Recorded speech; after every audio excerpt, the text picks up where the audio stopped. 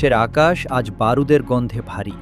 একদিকে ইসরায়েল আর যুক্তরাষ্ট্রের অবৈধ হামলা, অন্যদিকে আন্তর্জাতিক মোড়লদের অদ্ভুত সব আবদার। প্রশ্ন উঠেছে, বিশ্ব কি আজ একপাক্ষিক নীতির কবলে? যারা অন্যায়ভাবে হামলা করছে তাদের থামানোর বদলে উল্টো আক্রান্ত দেশ ইরানকেই বড় ছাড় দেওয়ার কথা বলছে পশ্চিমা শক্তিগুলো। হরমুজ প্রণালী থেকে শুরু করে কূটনৈতিক টেবিল, সবখানেই এখন ইরানকে কোণঠাসা করার মরিয়া চেষ্টা।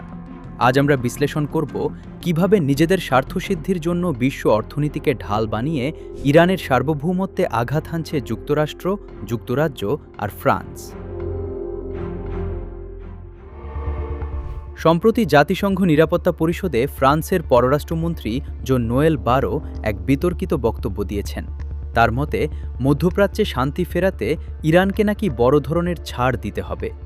অথচ তিনি একবারও উল্লেখ করলেন না যে এই অস্থিরতার শুরুটা কারা করেছিল। বছরের শুরুতে যুক্তরাষ্ট্র ও ইসরায়েল যৌথভাবে ইরানে যে হামলা চালিয়েছে তা নিয়ে ফ্রান্সের কণ্ঠে কোনো প্রতিবাদ নেই। অথচ শান্তিরক্ষার দায়ভার পুরোটাই চাপিয়ে দেওয়া হচ্ছে তেহরানের ওপর।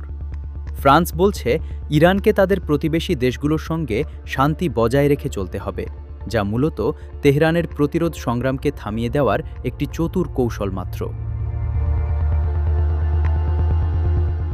এদিকে যুক্তরাজ্যও সুর মেলাচ্ছে একই সুরে। ব্রিটিশ পররাষ্ট্রমন্ত্রী ইভেট কুপার দাবি করেছেন ইরান নাকি বিশ্ব অর্থনীতিকে জিম্মি করছে। অজুহাত হিসেবে দাঁড় করানো হচ্ছে কৌশলগতভাবে গুরুত্বপূর্ণ হরমুজ প্রণালীকে। ব্রিটেন ভয় পাচ্ছে ইরান যদি এই নৌপথ নিয়ন্ত্রণ করে তবে বিশ্ববাজারে জ্বালানি তেলের দাম আকাশচুম্বী হবে। কিন্তু বাস্তবতা হলো, পশ্চিমা বিশ্ব নিজেরাই যখন বিভিন্ন দেশের ওপর অবৈধ নিষেধাজ্ঞা দিয়ে অর্থনীতি পঙ্গু করে দেয়, তখন তাকে তারা বলে গণতন্ত্র রক্ষা। আর ইরান যখন নিজের জলসীমার সুরক্ষা নিশ্চিত করতে চায়, তখন সেটা হয়ে যায় জিম্মি করা। সাম্রাজ্যবাদী স্বার্থ যখনই বিপদে পড়ে, তখনই তারা বিশ্ব অর্থনীতির দোহাই দিয়ে সাধারণ মানুষের সহানুভূতি পাওয়ার চেষ্টা করে। সব সীমা ছাড়িয়ে গেছেন মার্কিন পররাষ্ট্রমন্ত্রী মার্কো রুবিও। তিনি সরাসরি ঘোষণা করেছেন হরমুজ প্রণালীর ওপর ইরানের কোনো নিয়ন্ত্রণই তারা মানবে না।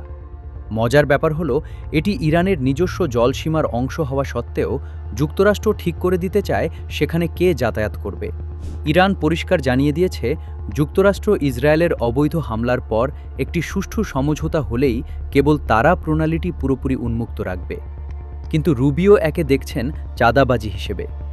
মার্কিনীদের যুক্তি হলো, তারা যখন খুশি হামলা চালাবে, কিন্তু ইরান নিজের সমুদ্রপথ রক্ষা করতে পারবে না। আন্তর্জাতিক আইনের দোহাই দিলেও আসলে রুবিওদের লক্ষ্য হল মধ্যপ্রাচ্যে একচ্ছত্র আধিপত্য বজায় রাখা।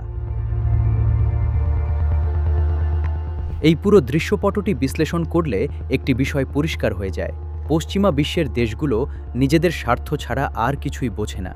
তাদের কাছে শান্তি মানে হল ইরানের আত্মসমর্পণ।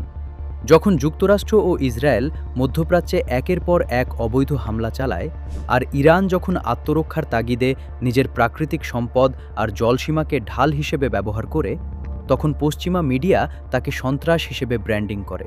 ট্রাম্প প্রশাসন থেকে শুরু করে বর্তমান সময় পর্যন্ত ওয়াশিংটনের মূল লক্ষ্য হল ইরানকে অর্থনৈতিকভাবে পঙ্গু করে দেওয়া। তারা চায় এমন এক মধ্যপ্রাচ্য যেখানে কোনো দেশ তাদের অন্যায়ের বিরুদ্ধে কথা বলবে না। যারা নিজেরাই যুদ্ধ শুরু করে, তারা কি অন্যের কাছে ছাড় দাবি করার নৈতিক অধিকার রাখে? মধ্যপ্রাচ্যের এই সংকটের জন্য আসলে দায়ী কে, ইরান নাকি পশ্চিমা সাম্রাজ্যবাদ?